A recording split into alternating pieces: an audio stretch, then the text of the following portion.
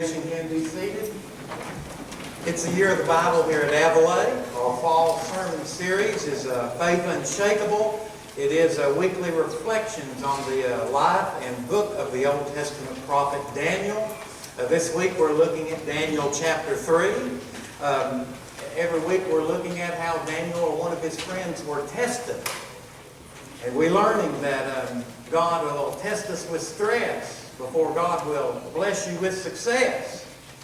The lesson to learn is if you keep facing the same stressors over and over again, it might be time to work on passing the test. And Daniel's friends are tested this week, and we're talking about what will you do when the heat is on. I'm reading to you from Daniel chapter 3. It's a long lesson. The story will speak for itself. King Nebuchadnezzar made an image of gold and set it up on the plain in the province of Babylon. And he summoned the satraps, prefects, governors, advisors, treasurers, judges, magistrates, and all the other provincial officers to come to the dedication of the image he had set up. So they stood before it. And then the herald loudly proclaimed, "Nations and people of every language, this is what you are commanded to do. As soon as you hear the sound of the music, you must fall down and worship the image of gold that King Nebuchadnezzar has set up. Whoever does not fall down and worship will immediately be thrown into a blazing furnace." Therefore, as soon as they heard the sound of the music, all the nations and people of every language fell down and worshipped the image of gold. At this time, some astrologers came forward and denounced the Jews. They said to King Nebuchadnezzar, "May the king live forever. Your majesty has issued a decree that everyone who hears the sound of the music must fall down and worship the image of gold, and that whoever does not will be thrown into a blazing fire. But there are some Jews whom you have set over the affairs of the province of Babylon, Meshach, Shadrach, and Abednego, who pay no attention to your majesty. They neither serve your gods nor worship the image of gold that you have set up." Furious with rage, Nebuchadnezzar summoned Meshach, Shadrach, and Abednego. So these young men were brought before the king. Nebuchadnezzar said to them, "Is it true that you do not serve my gods and worship my image of gold? Now, when you hear the sound of a horn, if you are ready to fall down and worship the image, I'll make it very good. But if you don't, I will worship it. I will throw you immediately into a blazing furnace. Then what God will be able to rescue you from my hand?" Shadrach, Meshach, and Abednego replied to King Nebuchadnezzar, "We do not need to defend ourselves before you in this matter. If we are thrown into the blazing furnace, the God we serve is able to deliver us from it. But even if he does not, we want you to know, your majesty, that we will not serve your gods or worship the image of gold that you have set up." Then Nebuchadnezzar was furious with them, and his attitude toward them changed. He ordered the furnace heated 7 times hotter than usual, and commanded some of the strongest soldiers in the army to tie them and throw them into the blazing furnace.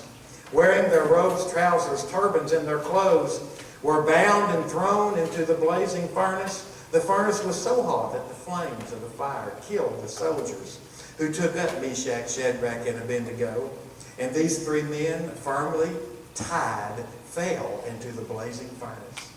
King Nebuchadnezzar leaped to his feet in amazement and asked his advisors, "Weren't there 3 men that were tied and threw into the fire?" They replied, "Certainly, your majesty." Nebuchadnezzar said, "Look, I see 4 men walking around in the fire, unbound and unharmed, and the 4th looks like the son of the gods." Nebuchadnezzar then approached the opening of the blazing furnace and shouted, "Shadrach, Meshach, Abednego, servants of the Most High God, come out, come here." So Shadrach, Meshach, and Abednego came out of the fire. And the satraps, prefects, governors, and royal advisors crowded around them. They saw that the fire had not harmed their bodies, nor was a hair of their head singed. Their robes were not scorched, and there was no smell of fire upon them. Friends, Then Nebuchadnezzar said, "Praise be to God of Shadrach, Meshach, and Abednego." They trusted him and defied the king's command and were willing to give up their lives rather than serve and worship any god except their own God. Therefore I decree that these people of any nation, language, or tongue who say anything against the God of Meshach, Shadrach, or Abednego be cut to pieces, and their houses be turned to piles of rubble. For no other God can save in this way. Then the king promoted Meshach, Shadrach, and Abednego in the province of Babylon. Friends, this is the word of the Lord. Thanks be to God. You remember that Eddie Murphy movie, Beverly Hills Cop? Anybody remember that? Well, you're not as old as you look. That was 35 years ago. The theme song to Eddie Murphy's movie, Beverly Hills Cop, you remember that? The heat is on. Glenn Fry from the Eagles, he was kicked out of the band at that time. He settled a flat rate of $15,000 to write and sing that song, for it to be a recording for the anthem of that movie. It was a one-time throwaway. It became an international hit. The heat is on. Still makes millions for record companies these days. You remember how that song goes? The heat is on. The heat is on. The heat is on. The heat is on. The heat is on. Real creative. It's on the street, it's inside your head, every beat. And the beat is so loud, it's deep inside because the pressure is high just to stay alive. The heat is on, the heat is on, the heat is on. The phrase "the heat is on" comes from the era of the 1930s, Prohibition and gangsters in Chicago. It meant that the cops were after you. It wasn't long before it was any kind of an interrogation, a grilling. The heat is on. Sounds like barbecue. I'm thinking about lunch now. Today, it's an internationally recognized phrase. It simply means that the pressure's on. I feel the pressure. To meet the deadline, to meet the expectation, the goal. Peer pressure, family pressure, relationship pressure. Got to get things going. The heat is on. In the story today, it's a test in your life. You're being tested. Like any test that you face in life, it's a test of your strength, your determination, your character, your commitment, your Christianity. The heat is on. The story today, Daniel chapter 3, his three friends are about to be tested. Remember, God will test you with stress before God blesses you with success. Pass the test the first time around. King Nebuchadnezzar, arguably the strongest man in his day and time, the emperor of the greatest, strongest nation on earth, the Babylonian Empire. Though he suffered from insecurity, to compensate for his ego problems, look at the investment he makes. A 90-foot statue of himself made out of pure gold. That is some price to pay to get people well to approve of your administration. All in the royal service and in the neighboring nations, at the sound of his royal orchestra, were to stop whatever they were doing. Not a very efficient way to conduct business. But stop whatever you're doing when the music is played and everybody turn towards the royal palace and worship the 90-foot statue, larger-than-life image of King Nebuchadnezzar. And if you don't, well, the heat is on. Some of you are starting to think, well, you know, Mitch has promised us every week that there's going to be something relevant to my daily life in these lessons and tests in the book of Daniel. And what could possibly be relevant about a lesson about a king, a despot, wanting people to bow to a 90-foot statue of gold? Well, just think about it for a moment.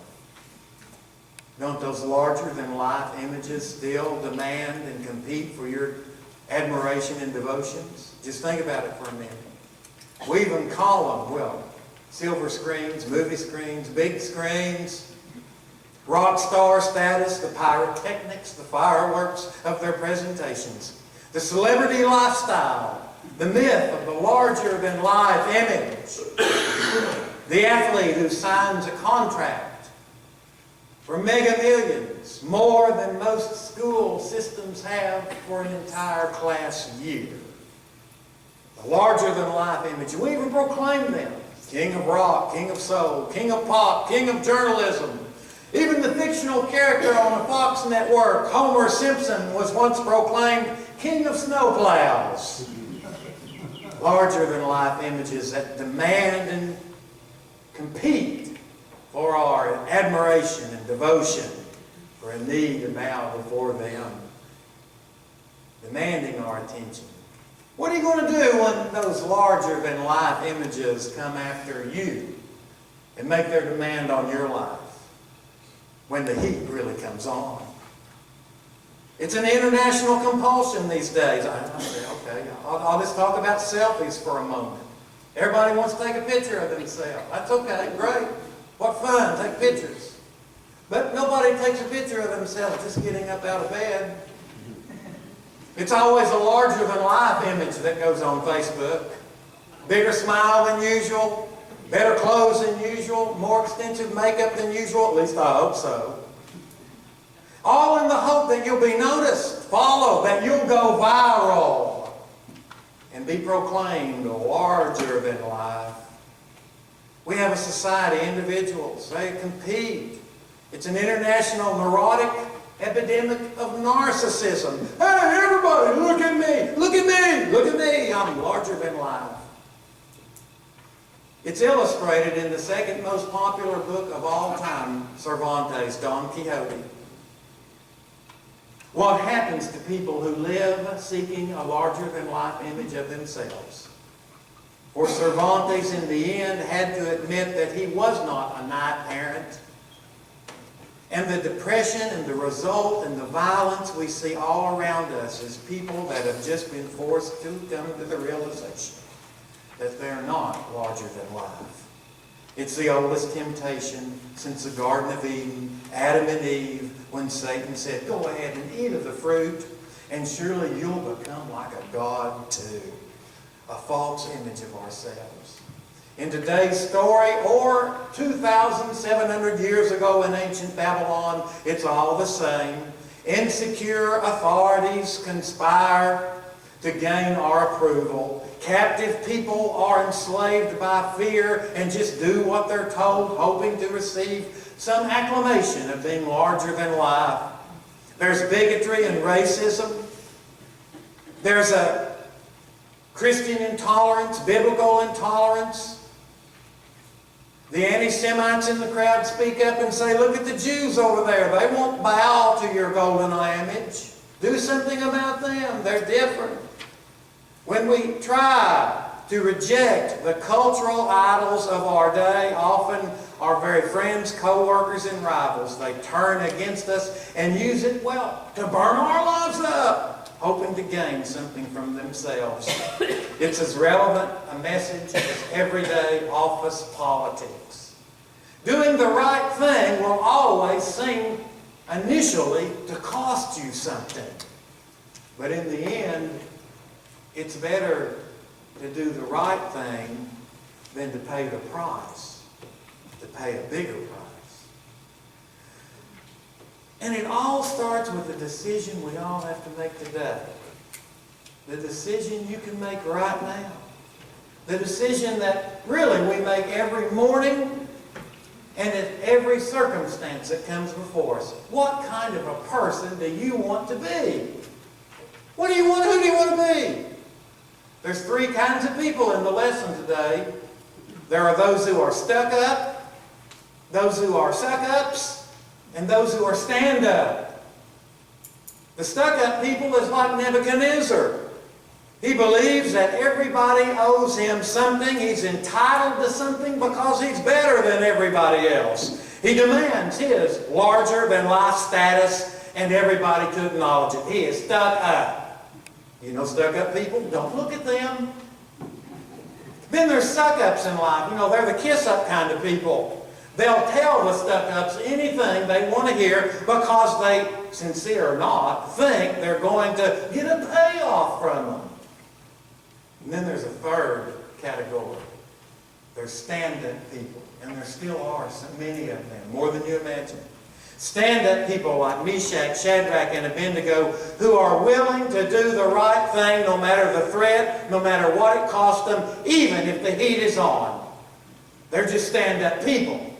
And they've made that decision. That's who they're going to be. Have you decided? Let's review the story real quick. When the music is on, the self-righteous, stuck-up dictator said, everybody bow before my larger-than-life image or be thrown into the fire. Meshach, Shadrach, and Abednego were stand-up and wouldn't bow.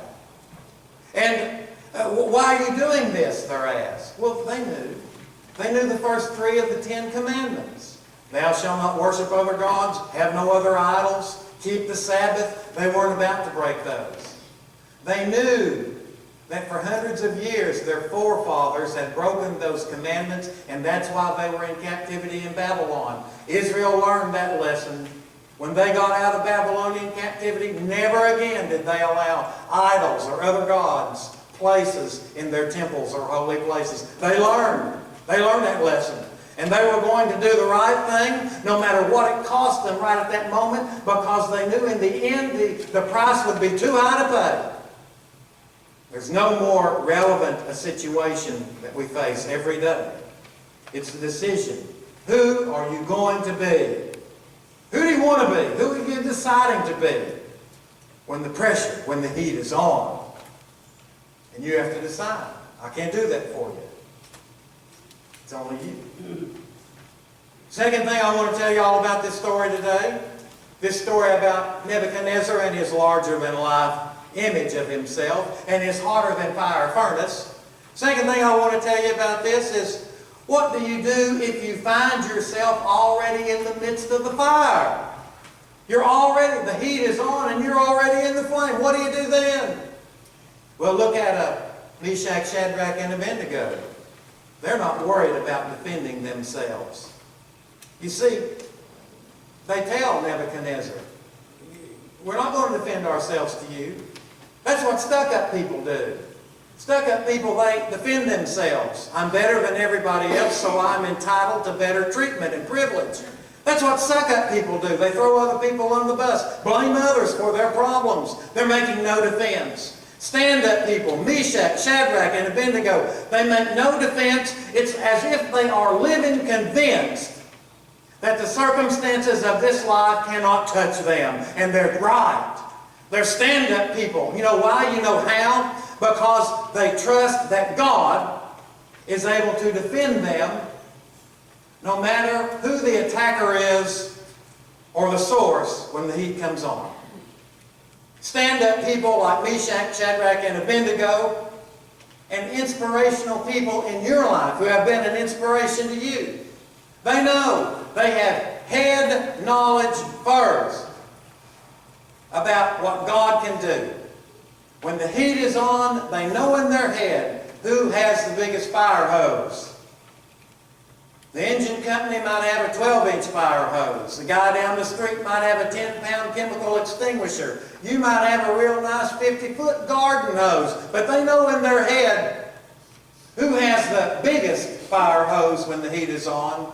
For God has the water of the 7 seas if needed. Stand-up people like Meshach, Shadrach, and Abednego are still those that proclaim. Read a Bible verse with me, Daniel 3, verse 17. If we are thrown into the blazing furnace, the God we worship is able to save us. They know.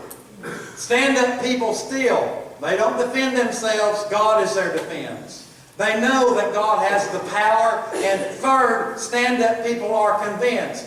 Head knowledge becomes heartfelt faith. They're convinced that God is not only able, but that God has the power to save.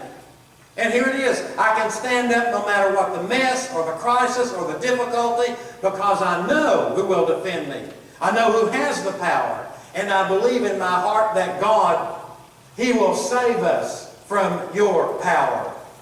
As Meshach, Shadrach, and Abednego said to Nebuchadnezzar. And so this is the thought process, if you don't already know, of stand-up people. Stand-up people, well, they don't defend themselves. God is their defense. And when the heat is on, they know God has the power to save them. And they know that God will save them. That's their heart faith. And so they come to the conclusion that God will take care of me. Read with me a promised verse, Isaiah 43:2. This is Isaiah, a prophet, speaking as God's voice for the people of God. We're reading all together.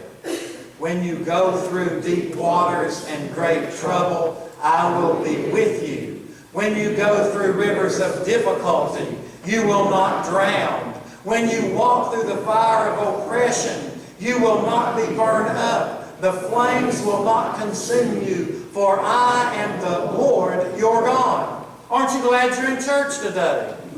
Everybody that missed, they won't have this verse to rely upon the next time the heat is on.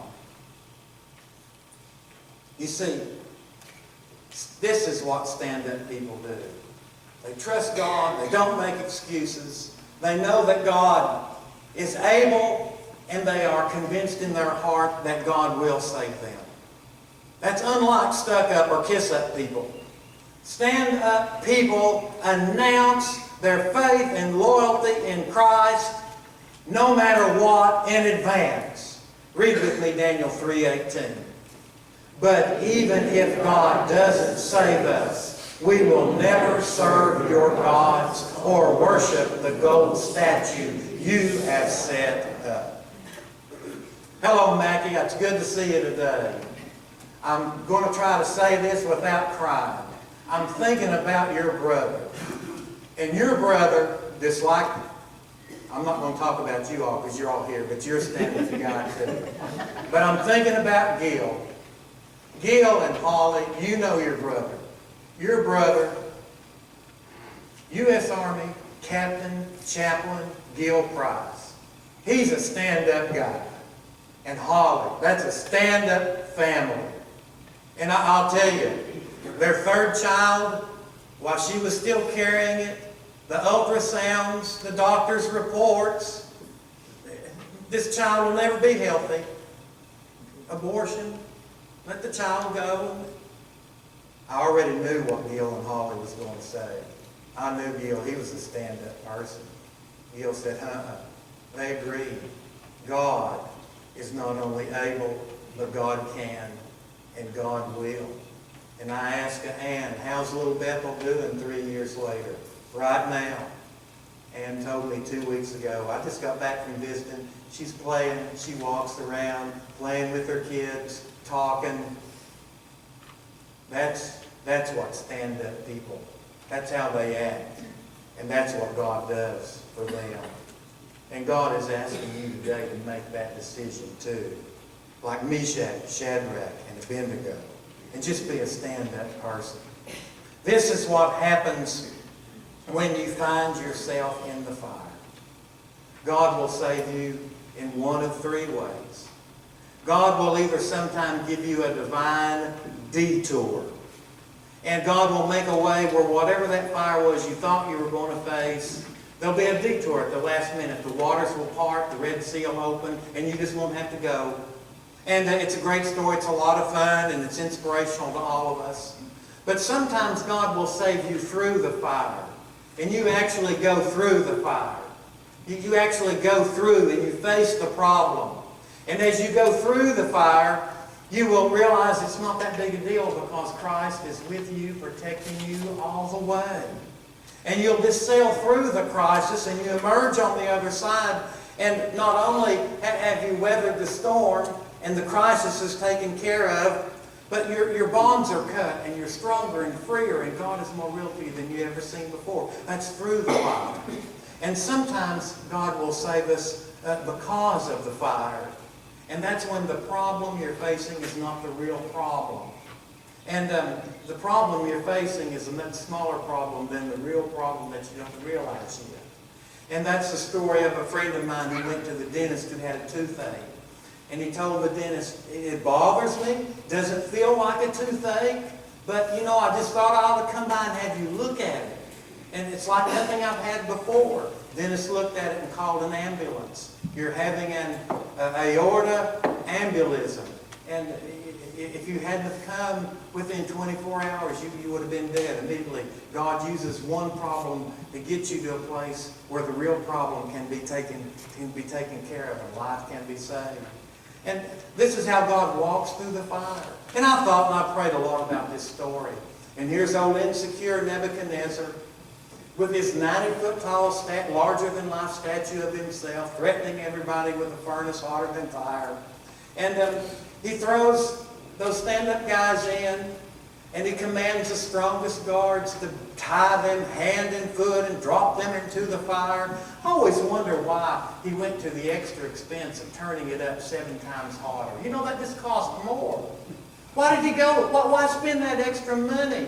Turn it up 7 times hotter? Why? I think Nebuchadnezzar, in his heart of hearts, he remembered Daniel, and he started thinking, uh-oh, what if their God does pull them out of the fire? And how will that make me look? I'm all in. We're going to tie them up, turn it as hot as we can go. And he looks in there and he says to his advisors, didn't we throw 3? I see 4. And didn't we throw 3 that were tied up? And I see 4, and their bonds have been burned, and they're free in the fire. And that's the amazing thing. God will use the fire to set you free of the bonds that this life has put upon you and that others have put upon you, to set you free of that burden. And I just love that part of the story. Notice.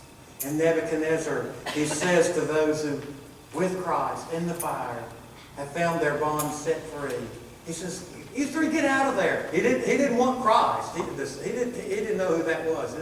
He knew it was a divine character. But he didn't want him. The 4th, he just called the 3 guys, you all get out. They're not burned, they're not singed, they don't even smell like smoke. And the only thing that was burned up when the heat is on was their bonds were set free. You know what? I've called this series Unshakable Faith. They were also unbankable. Shaken faith. God wants you to have unshakable, unbankable faith. Pray with me today.